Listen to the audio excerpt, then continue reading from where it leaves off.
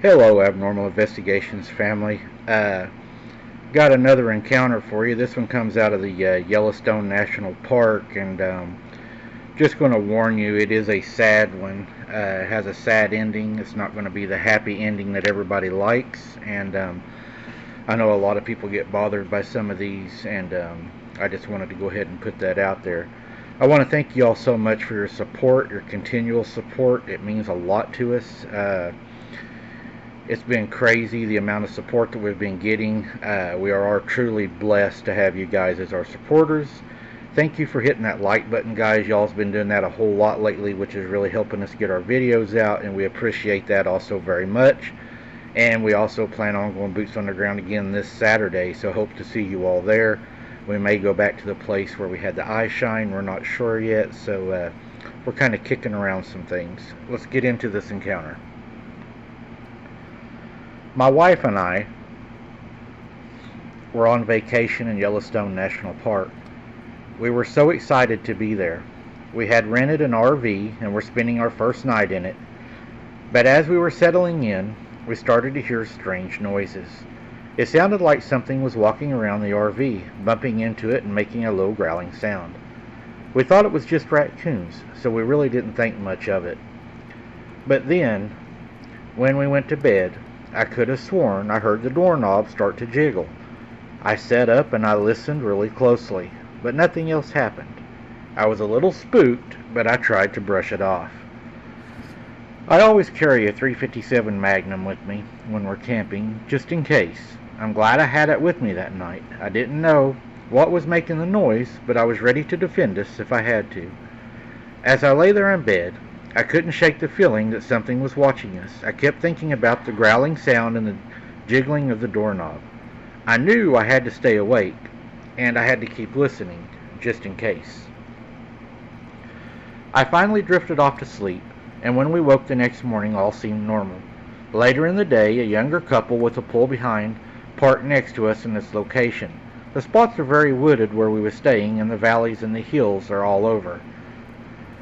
They had a young kid, I'm guessing probably around 10 years old.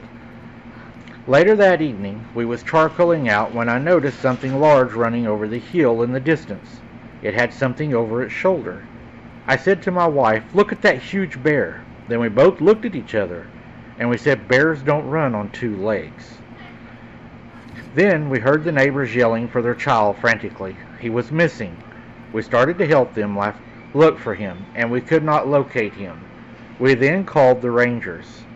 As we were searching for the missing kid, I couldn't shake off the feeling that something was off. The way the creature was running on two legs, carrying something over its shoulder, it didn't seem right. And then the neighbors frantically yelling. It was like they knew something was terribly wrong.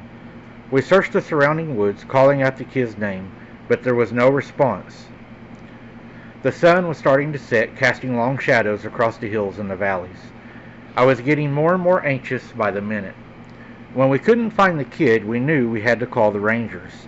They arrived quickly, and we told them what we saw. They listened intently, their faces serious, then they started searching the area, calling out for the child. As we waited, I couldn't help but think about the strange occurrences from the night before. The bumping and the growling, the jiggling of the doorknob. It all seemed connected now. I knew we had to tell the rangers about it, but I was afraid of what they might think. The rangers searched for hours, but there was no sign of the kid. As the night fell, they told us to stay close to our RV and to keep the doors locked. I knew then that we were dealing with something pretty wild. Something that wasn't a bear or a wild animal, something much worse. The next morning, the rangers and the state police were at the site with the young campers. They all left, and one ranger came to our RV. He said the child was found 1 mile from us and that he had been partially eaten by a bear. They told us that we had to leave because of the rogue bear that might have rabies. They were closing off everything, and I mean everything, and men in camo were arriving, well armed. I know what I seen, and it was no bear, and I have a feeling they knew that too. We won't be staying in the national parks anymore. My wife still has problems with this encounter, even today.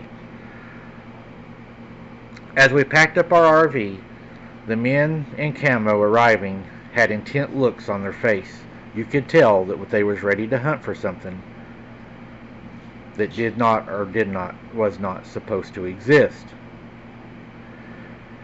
We left the national park, and I knew we wouldn't be back. I wouldn't shake the feeling that something sinister was out there in the woods, something the authorities didn't want us to know about.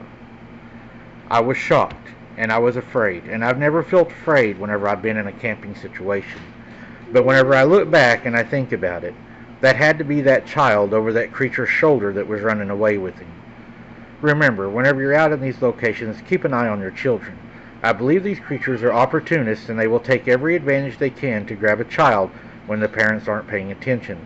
This happens in our national parks a lot, and believe it or not, they actually do not keep records of this. Why they don't keep records? Well, I think we know the answer to that.